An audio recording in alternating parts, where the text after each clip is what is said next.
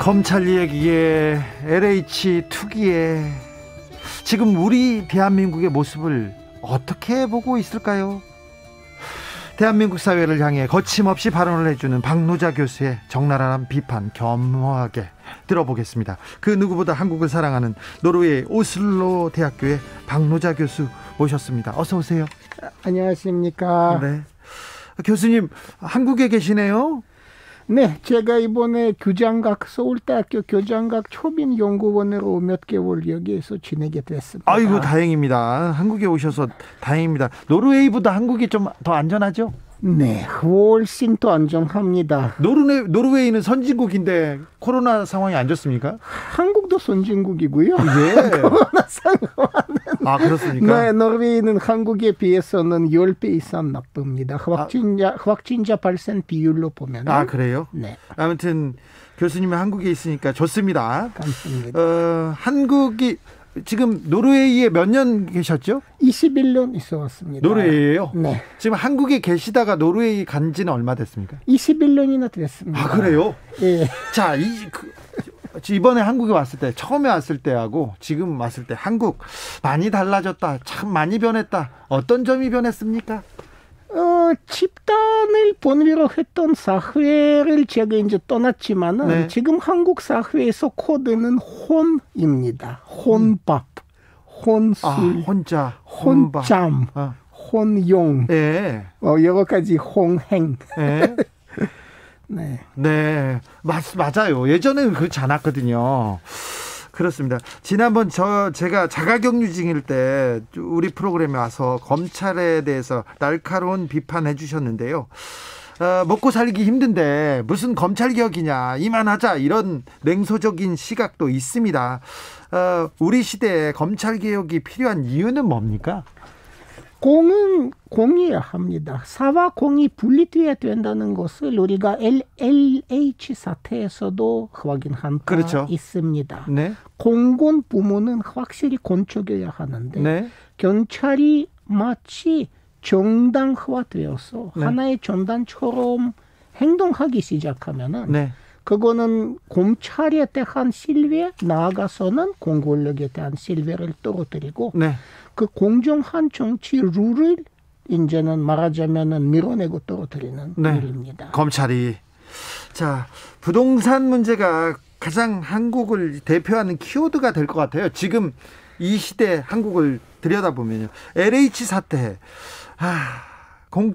공무원들이 그 공적으로 얻은 정보를 가지고 땅 투기를 했다. 그래서 국민들이 분노하고 있는데 이 부동산 사태, LH 사태 어떻게 보십니까? 그러니까 문제는 LH를 사실 만든 게 이명박 때 이제 토지공사, 주택공사를 합쳐갖고 네. 그때 LH를 만들었는데 네. 엄청 큰 공공기관을 만든 거지 않습니까? 네. 한데 이명박 때는 그거 만들었을 때는 그것을 투명하게 관리하고 네. 투명도, 선면도, 네. 그리고는 이제 공공성 확보할 수 있는 장치를 마련하지 못했습니다. 네, 그런 장치는 없었죠. 부족했죠. 부족했고, 그러니까 이명박 시절에 LH를 만들었을 때부터 그런 하자가 있었던 겁니다. 네. 아예 이런 좀 부패 사건은 벌어질 수밖에 없었죠. 그러니까 구조적인 하자가 있었던 거고요. 2009년도에 그게 만들어졌을 때부터요. 그리고는 그동안 검찰이 제대로 LH를 관리하지 못한 부분도 상당히 큽니다. 한국 사람들이 집, 땅, 부동산에 대한 특별한 애착이 있죠.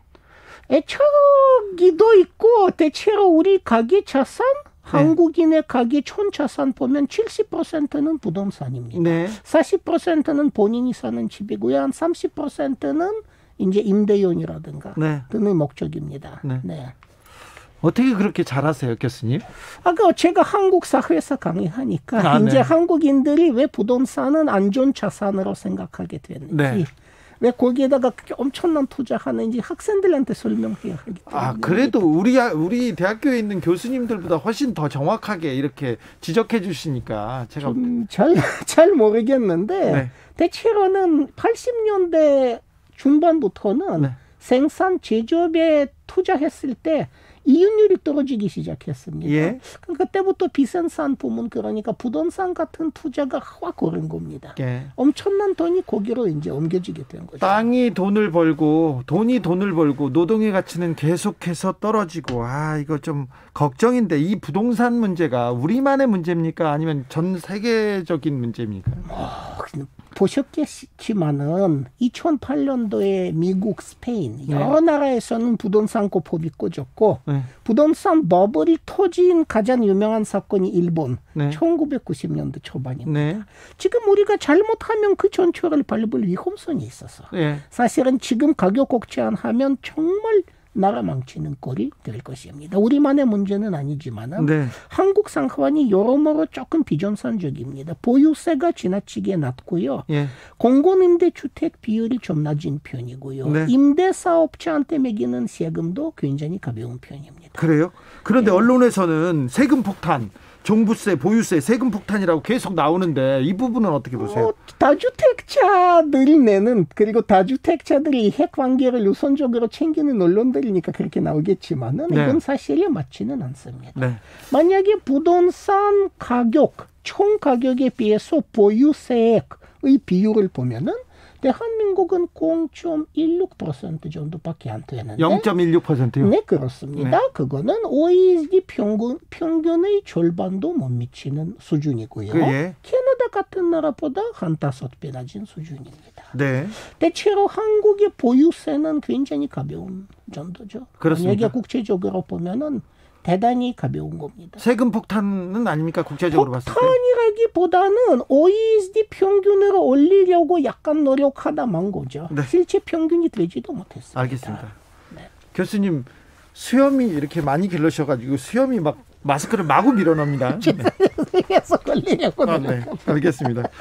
교수님 다 완벽한 줄 알았는데 그 마스크 쓰는 법은 약간 부족합니다. 제가 가르쳐 드릴게요. 좀 이따가. 괜찮습니다. 노르웨이 사람들이 잘 안 쓰니까. 노르웨이에서는 잘 안 씁니까? 안 씁니다. 그래.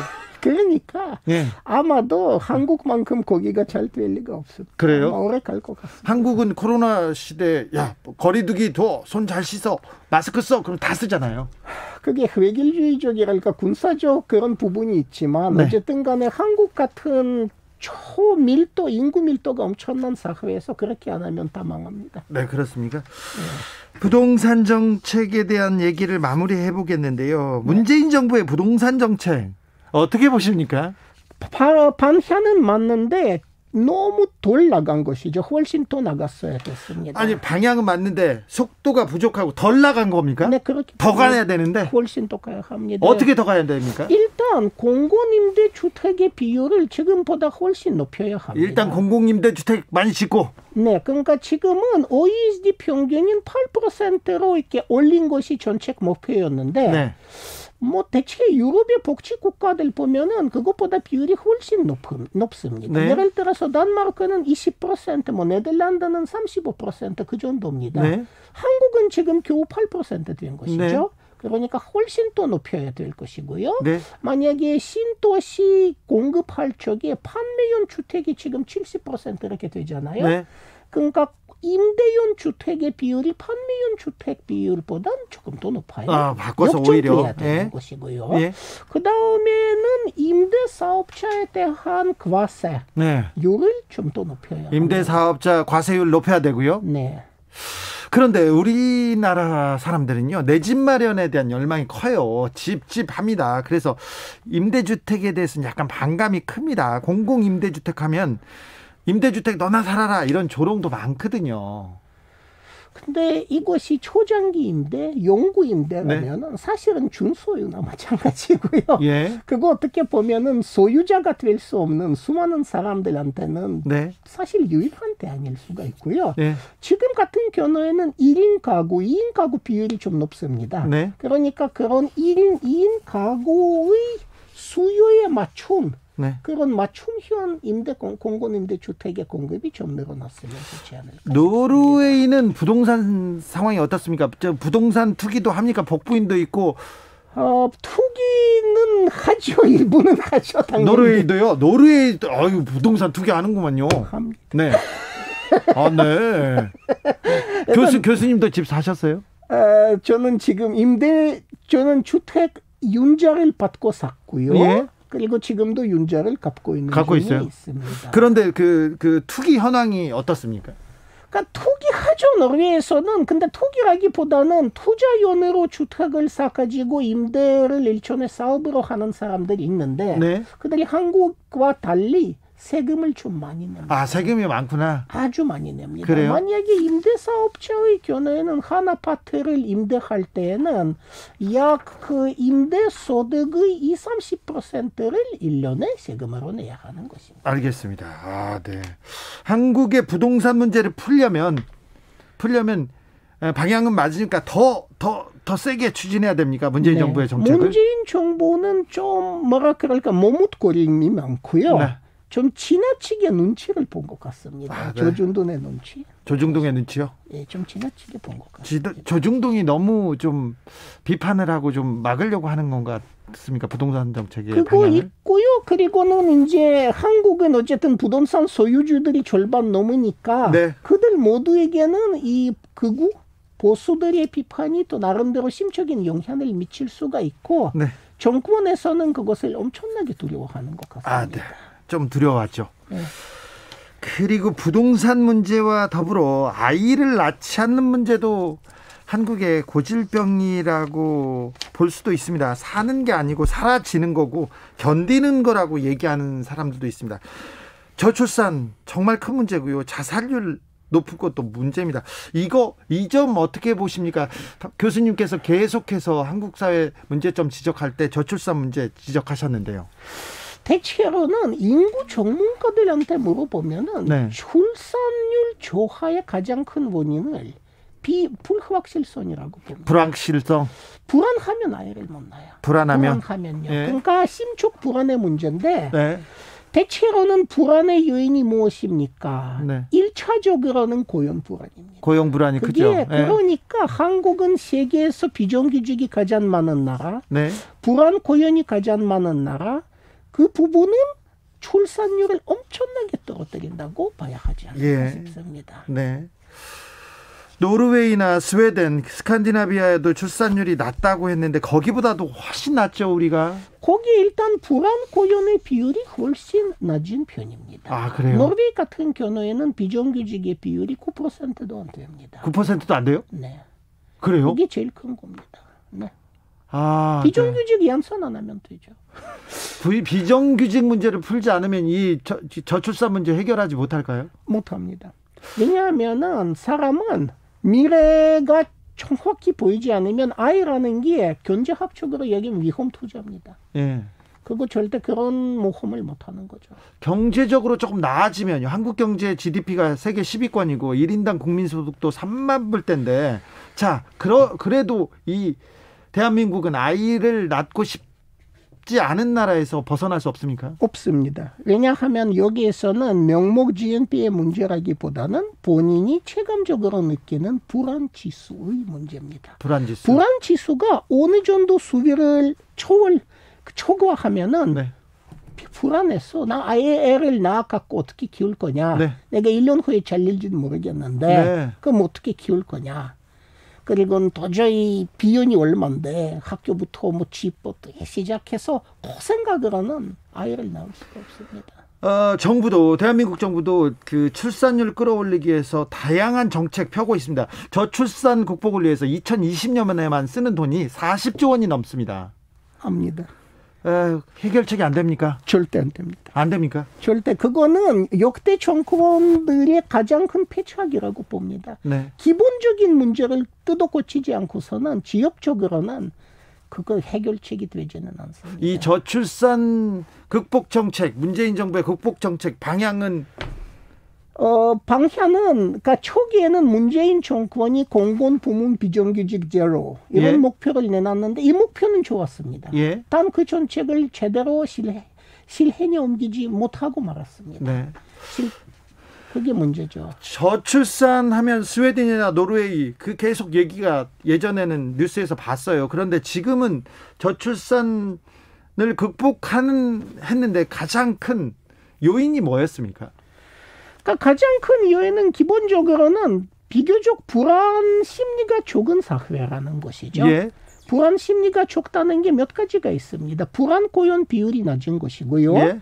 혹시 실업자가 돼도 국가가 책임진다는 네. 부분이 상당히 큽니다. 네. 그 재취업을 국가가 알선하거나 어쨌든 재취업이 될 때까지는 국가가 나를 먹여준다. 네. 그러니까 모든 거 보전한다. 네. 이런 부분이 가장 큰 것인데 대한민국에서는 실업수당이 최장 10개월 동안 네. 지급되고 그 다음은 무엇입니까? 네. 아무것도 없는 거죠. 그래도 실업수당도 좀 주기 시작했고 재난지원금도 이렇게 주기 시작했고 우리도 복지 정책을 지금 펴기 시작했는데요. 아직은 부족합니까?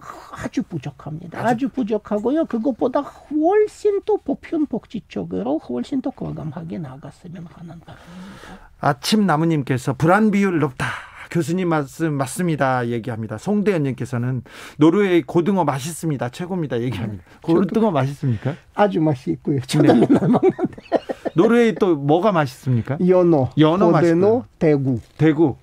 그리고 노르웨이에 계실 때 한국의 어떤 음식, 한국의 어떤 게 그리웠습니까? 순대가 그립죠. 그게 색이 오직 하나 없는 것 같습니다. 순대요. 네.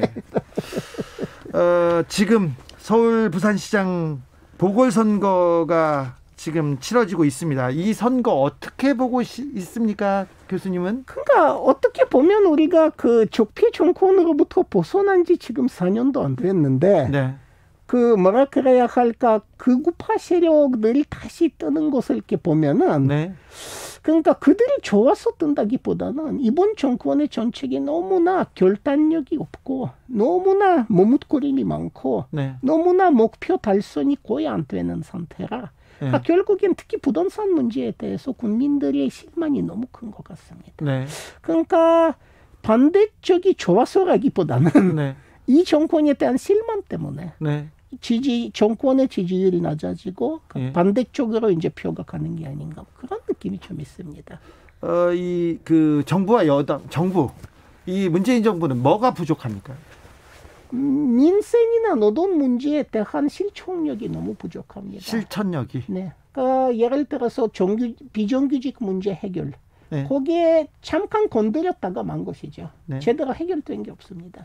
방향은 잡고 방향을 그 개혁의 방향으로 가려고 하는데 기득권의 저항이 너무 거세서 지금 실천을 못하고 있다 이렇게 보시는 건가요? 네, 그 저항을 극복할 방안 사실은 고대 여당이지 않습니까? 국회에서는 네. 얼마든지 극복했을 수도 있었겠는데 네. 극복하지 못하고 결국 주춤해진 것이죠. 네. 서울이란 도시가 세계에서도 작지 않고 세계를 어떻게 보면 이끄는 도시가 될 수도 있습니다. 네. 서울 부산시장이 가져야 될 덕목은 뭡니까? 그러니까 가장 중요한 것은 사와 공이 분리돼야 되는 것인데 네. 그러니까 공직자는 그야말로 사리사욕 치우면 절대 안 됩니다. 네. 그 자본주의 사회에서는 적어도 관리자가 자본가 되면 안 되거든요. 네. 관리자는 모두들이 이해관계 표방하는 거지 특정 자본의 이해관계 표방하면 다들 망합니다. 네. 근데 지금 그런 거는 정치인들한테 좀 심각한 문제가 심각한 문제. 이명박 전 대통령이 가장 문제였죠. 예. 그 부분에 대해서. 그러니까 이거는 고양이한테 생선 먹기는 격이었습니다. 네. 0337님께서 국가 경제는 좋지만 국민의 경제, 개인 경제, 가정 경제는 결코 여유롭지 않습니다. 과거 80년대, 90년대 부자 나라 일본, 가난한 일본 국민이라는 진단이 있었습니다. 지금의 우리 사회가 딱 그렇습니다. 비정규직 없애고 청년과 결혼한 가정에 제발 특별주택 지원 정책 해야 됩니다. 이 지적은 어떻게 보십니까? 100% 동의합니다. 주진우 라이브 청취자분들이 수준이 이 정도. 100% 동의합니다. 그렇습니까? 이렇게 네. 가면 되겠습니까? 네. 비정규직 없애야 합니다. 교수님, 노르웨이 오슬로 대학에서 한국학 가르치고 계시지 않습니까? 네. 노르웨이 학생들은 어떤 걸 배우고 싶어 합니까?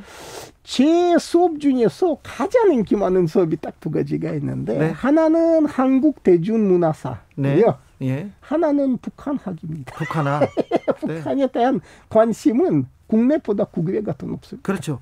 북한 문제를 풀지 않고서는 통일 시대로 나가지 않으면 한국은 계속해서 한쪽 발목을 묶고 뭐든지 경제든 외교든 해야 되는 입장입니다.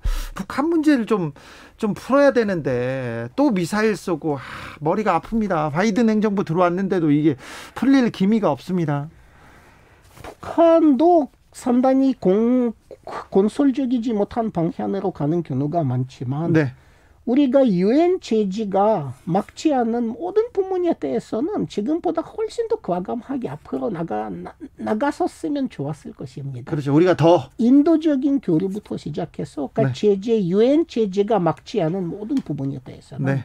뭐 사실 예를 들어서 사람 교환이라든가 누군가가 북한에 간다든가 저쪽 사람들이 여기 온다든가 아니면 소신왕래 네. 편지 주고받는 거 유엔이 막을 수는 없습니다. 네. 그런 거라도 했으면 좋았을 텐데. 왔다 갔다 해야 이렇게 또 소통되고 문이 열릴 텐데요. 똑같이 학교라도 하고 저희 같은 사람들이 이제 서로 교통 좀 더 많이 하고 예.